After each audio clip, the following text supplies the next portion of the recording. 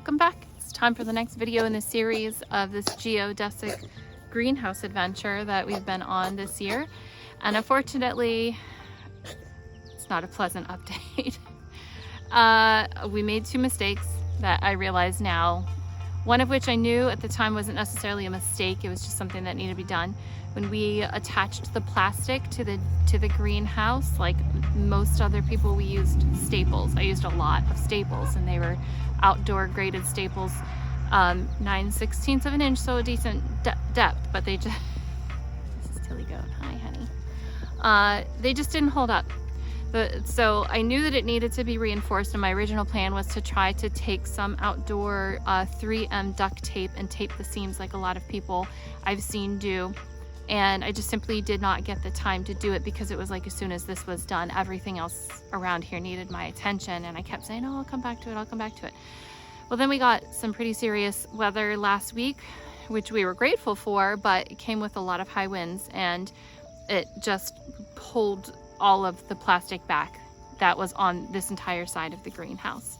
So the one actual mistake that we realized that we made was that we put the seam facing outward toward the direction that the prevailing winds come in. So here we get a lot of wind coming in from the northwest, which we should have had the seam facing away from that so that the winds would just kind of ride right off, but we didn't. We had to face it in the other direction. And goats, you guys. So anyhow, the wind just ripped it right off, and it just very quickly got very, very bad. So now it's hanging off of one half of the greenhouse, and we're going to get more thunderstorms starting tomorrow. So I definitely have to get it covered up because I have things growing in there. I have tools in there. I just really don't want it to get trashed. Plus, it's not doing any good right now, and the longer I leave it like this, the worse it's going to get and the more difficult it's going to be to fix.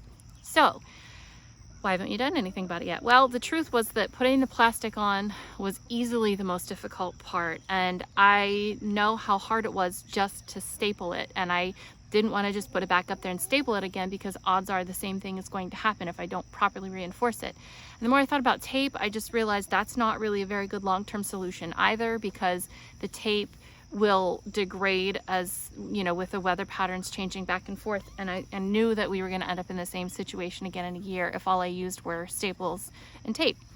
So what I decided to do was to switch to 1 by 2 inch by 8 foot boards. And let me just show you what that looks like. So this is the board. These are the boards that I am working with. They're incredibly basic. They are lightweight. You can get them really inexpensively, and you want to get the length that matches whatever length of boards that you got. That way there's a seam all the way from one end to the other. And I went with a 1 inch by 2 inch because the face of the board that this is going to be screwed to be able to secure it is 2 inches across, and I just thought that it would be best if it matched up nicely. So that's the first problem dealt with, is how are we going to really reinforce this and make sure it isn't going to come apart again. The second problem comes because when we were stapling, it's really difficult to get all the way up to that top point from the outside. So you have to stand on the inside and reach through and kind of staple all the way down. It's really painstakingly difficult. So the idea was that if we were using a board, you can't do that. You can't secure the plastic, then put the board on and secure it. So you have to do it from the outside.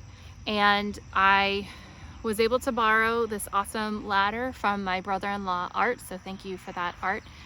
But I still can't reach. When I'm all the way at the top and I'm leaning out over top of the greenhouse, I still can't quite reach to the top. So I came up with another solution for that. While the plastic is still off, I'm going to use this as an opportunity to, along the top on each and every one of those boards, I'm going to take these little elbow brackets that just have holes for screws on the top and the bottom, and I'm going to secure them at the top, and I'm going to leave a 1 inch lip, and then I will secure the plastic, and then once the plastic is on from the outside, I can take my boards and slide them straight at the 2x4s, and since there will be a gap, these will serve as little brackets, right? So then at the middle and bottom end I'll just be able to screw them in. And you can see I've already started the screws. It's always a good idea to start screws, particularly in this situation. You're going to be leaning out over the greenhouse. It's really difficult to get the kind of leverage that you need to actually get the screw to go in. So always pre-drill your screws and pre-drill your holes whenever you can. So that's what I'm going to get to work on, is first putting my brackets up, second fixing and reaffixing the plastic with some staples, third I'm going to attach these reinforcement boards on the outside, and hopefully that will get us through the life cycle of this greenhouse. These are pretty thin, so I may have to replace them. They definitely are going to degrade faster than the pressure treated 2x4s that we have on the inside, but I'm still hopeful that they're going to last for the duration, the life of the greenhouse. Oh, one other step, in addition to pre-drilling my screws, I also coated them with a weather sealant epoxy. So I have this garden epoxy that I use on all of my garden beds. It's food safe. In this case, it doesn't need to be, but I already had that, so that's what I used.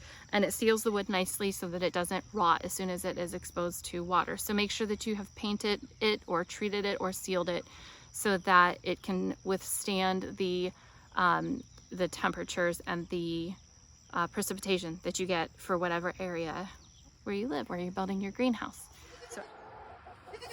So I've moved inside the greenhouse, and I'm right up against this board where there should be plastic attached. That's the cross beam. And I just wanted to show you what I was going to do.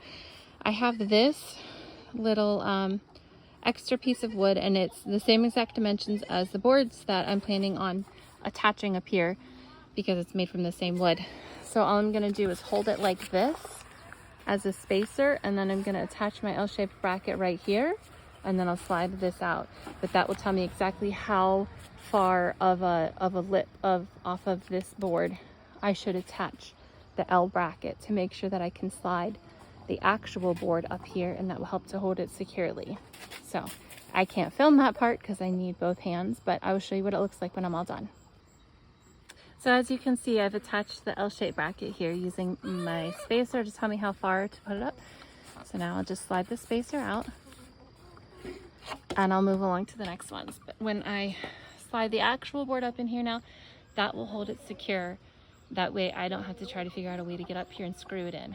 Of course, there is always a chance that it could flex a little bit or wiggle a little bit, but since I'm going to be able to put screws further down, I'm hoping that that's going to be enough to hold it secure and give our greenhouse a bit more integrity.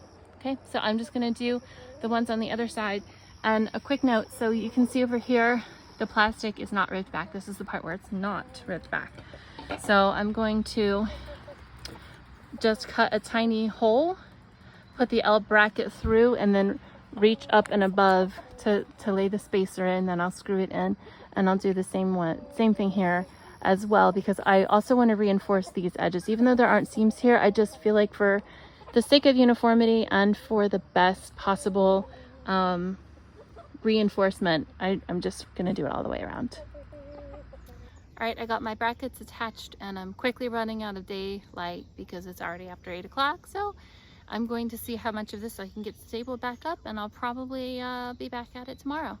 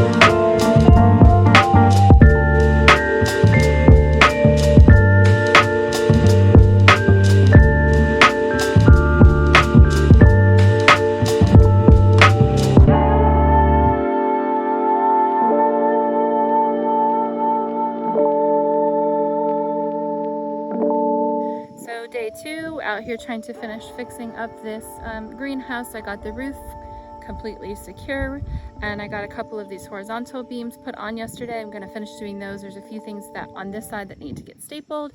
Then I'm going to put in these oblique beams and add one more bracket up top.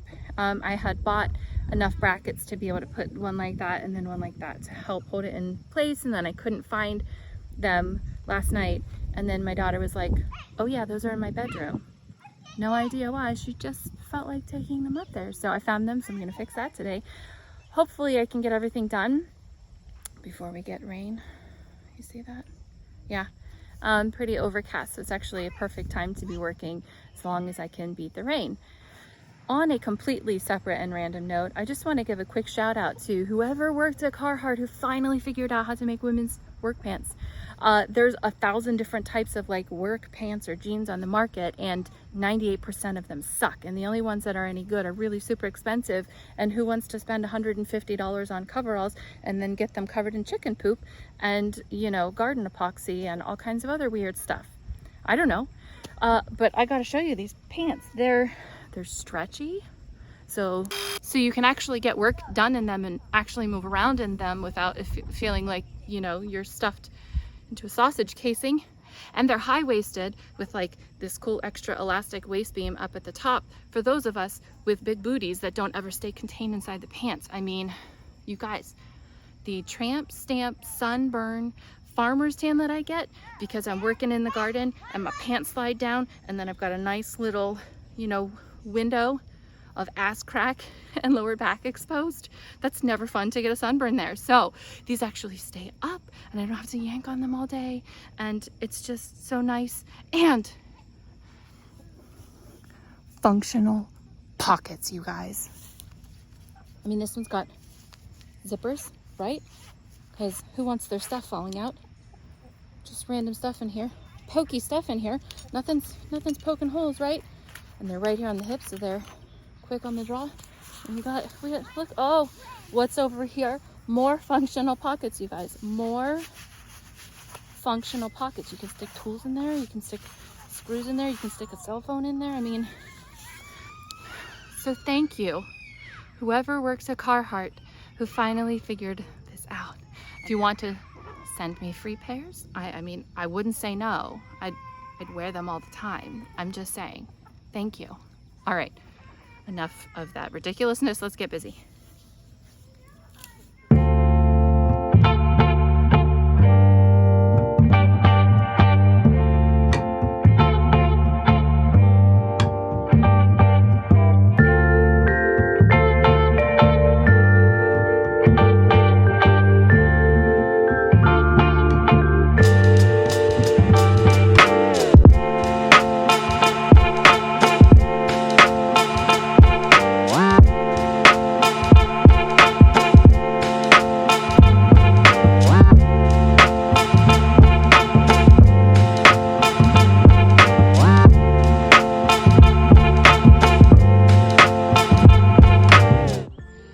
So that's pretty much it. Now I have to repair the door. My son thought it would be fun to poke holes in it. But the seams are nice and flat. Everything is much more secure. Once again, just so you can see what I did up there, there are now 2 brackets. There's one coming from each direction on every single board just to help hold them in place. Once again, because I could not reach all the way up there to screw.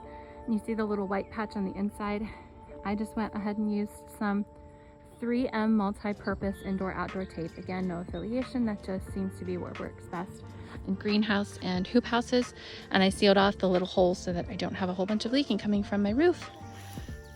One other quick note, because I like to add what I'm learning as a first-time homesteader, farmsteader, whatever you want to call what it is that I do.